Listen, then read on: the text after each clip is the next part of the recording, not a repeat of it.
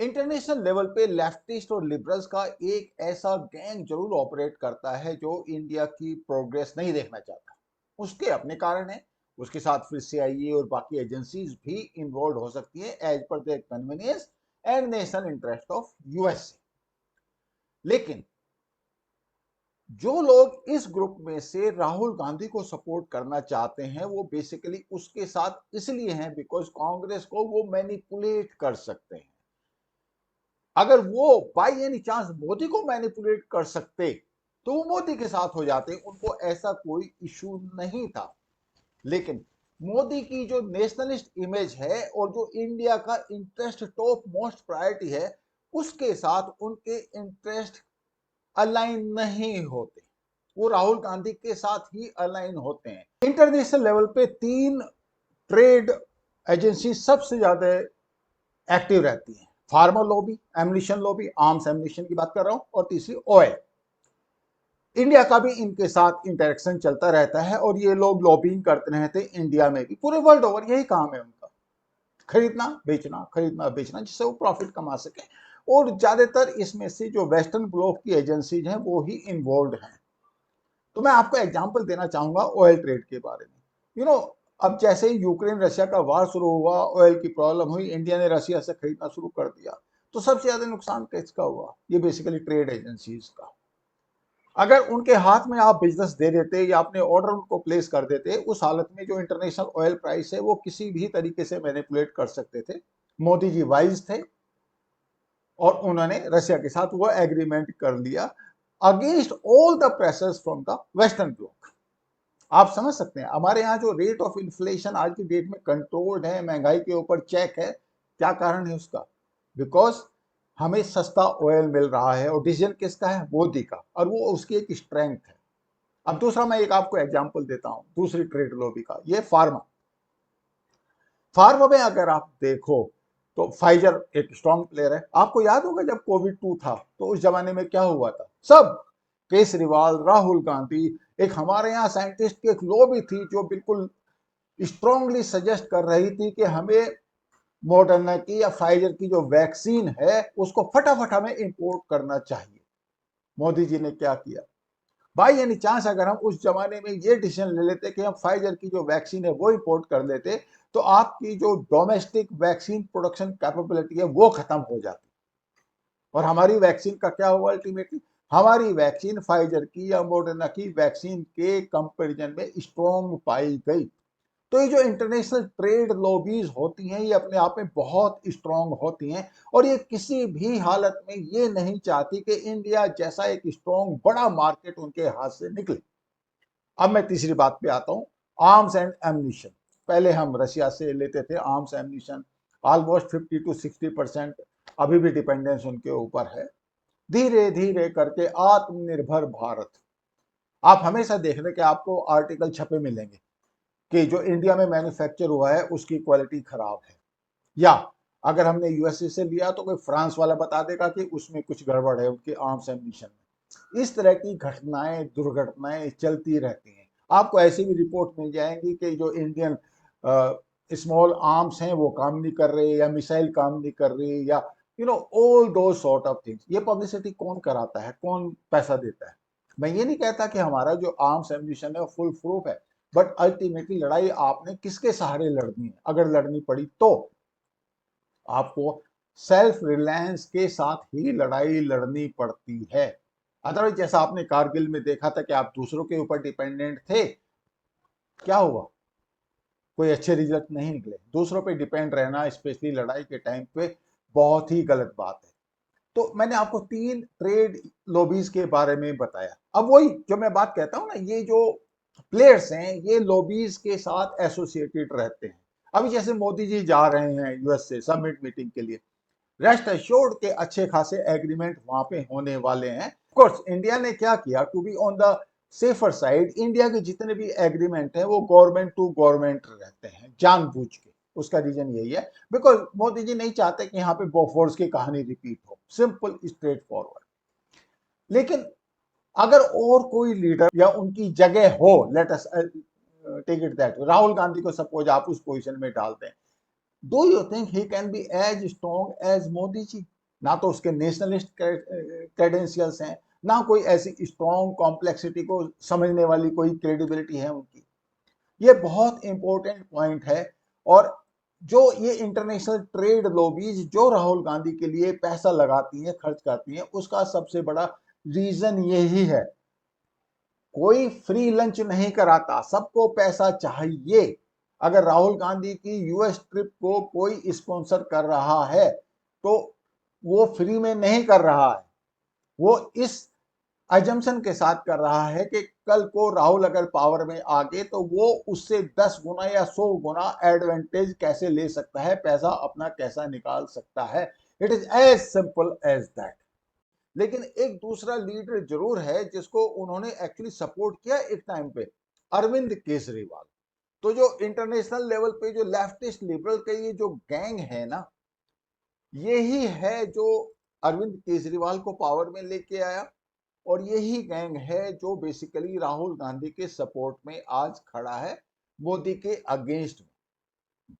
उनके पास इंडिया का कोई भी इंटरेस्ट नहीं है, ना उनको उससे मतलब है। उनका बेसिक इंटरेस्ट है कि इंडिया स्ट्रांग ना हो पाए और जो भी लीडर आए उसको वो मैनिपुलेट कर सकें अपने पर्पज से। और उस पर्पज में राहुल गांधी को सपोर्ट करना उनकी मजबूरी है। इंसिडेंटली मैं एक बात और आपके साथ शेयर करना चाहूंगा, जब ये लेफ्टिस्ट लिबरल्स मोदी के अगेंस्ट में जाते हैं तो उसमें चाइना और यूएसए या फिर आप वेस्टर्न ब्लॉक को ले लीजिए, इनका जो इंटरेस्ट है वो मोदी के अगेंस्ट में कोइंसाइड करता है। अब आप जो भी violent activity all across India देखते हैं, जैसे जब वो एंटी अग्निवीर आंदोलन चला था जिसमें ट्रेन्स को डिस्ट्रॉय किया गया था, या फिर सबुटेज एक्टिविटी चलती है, या फिर वायलेंस प्रमोशन का काम चलता है, इसमें आपको कई बार ये भी पता नहीं चलेगा जो फॉरेन एजेंट्स हैं वो किस फॉर्म में काम कर रहे हैं और किसके द्वारा वो स्पॉन्सर किए गए हैं। अब जैसे आप मणिपुर की वायलेंस को ले लीजिए, रेस्ट एश्योर्ड आपको फॉरेन लिंक्स डेफिनेटली मिलेंगे। रीजन बिल्कुल साफ है, इंडिया को स्ट्रांग नहीं होने देना है। और अगर मोदी स्ट्रांग हो गया तो इंडिया स्ट्रांग हो जाएगा। Nobody wants that situation. Modi के अगेंस्ट में ऐसे बहुत से ओपोजिशन लीडर्स हैं जो राहुल गांधी को सपोर्ट कर देंगे अगर उनका पर्सनल इंटरेस्ट क्लैश नहीं कर रहा, जैसे ममता दीदी का या अखिलेश का या और भी कोई।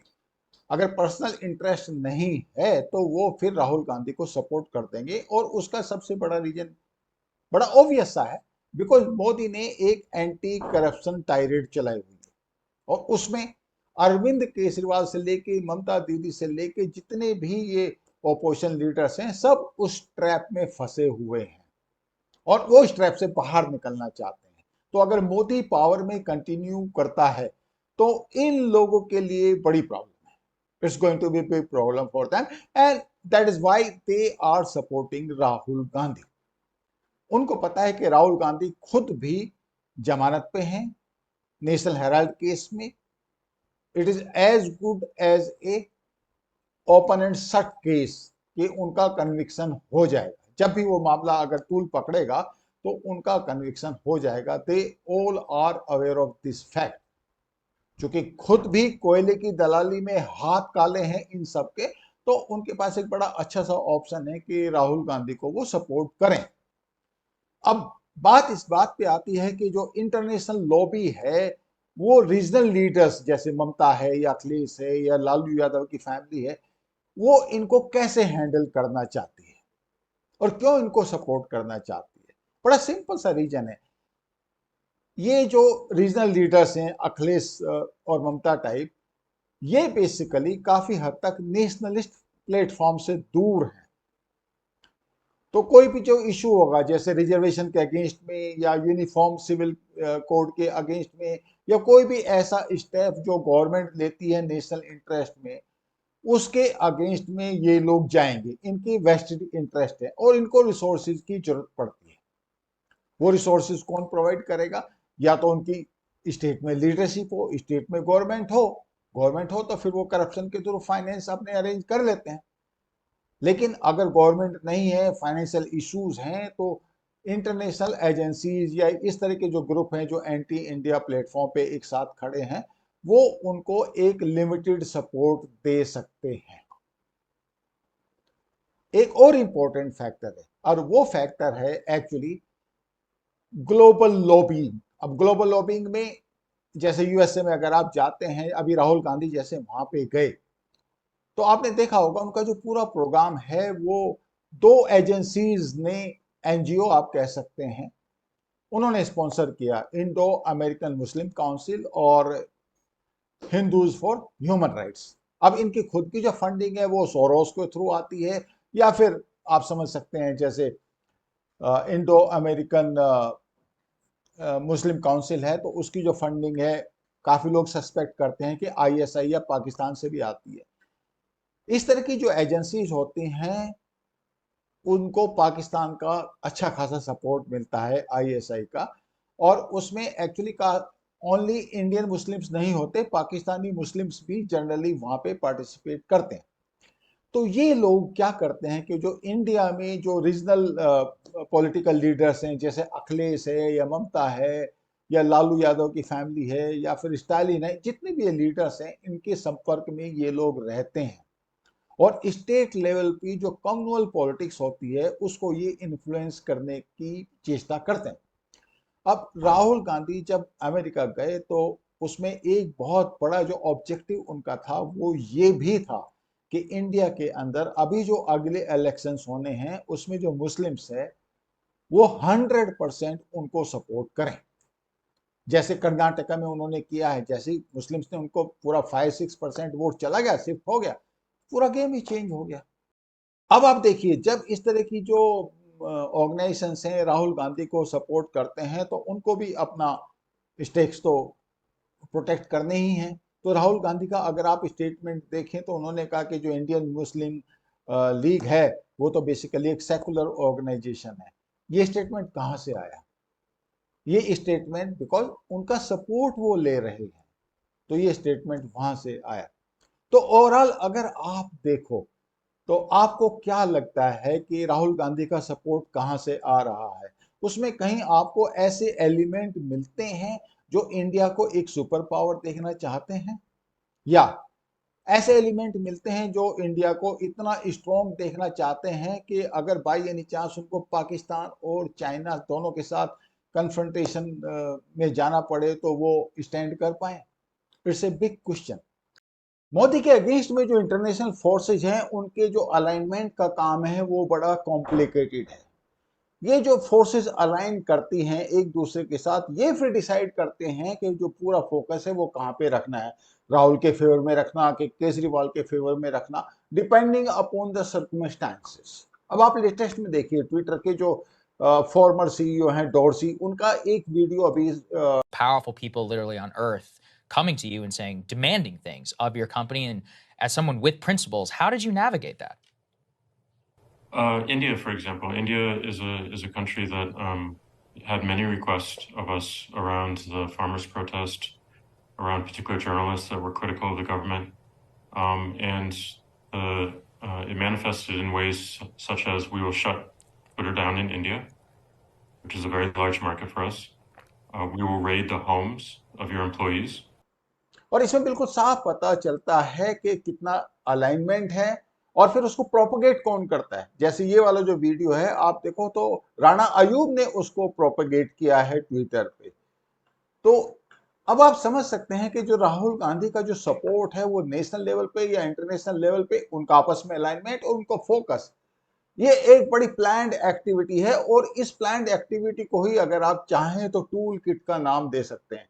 जब इसमें प्रोफेशनल एक्सपर्टाइज लग जाती है तो रिसोर्सेज ईयर मार्क हो जाते हैं, किसको क्या एक्शन करना है, पॉपुलेशन के कौन से सेगमेंट को सपोर्ट करना है मीडिया के थ्रू, फार्मर्स को कैसे मैनिपुलेट करना है। क्या आप समझते हैं कि योगेंद्र यादव या राकेश टिकैत या इस तरह के और जो आंदोलन जीवी हैं वो अपने आप को कैसे सस्टेन कर रहे हैं, कहां से फंडिंग होती है?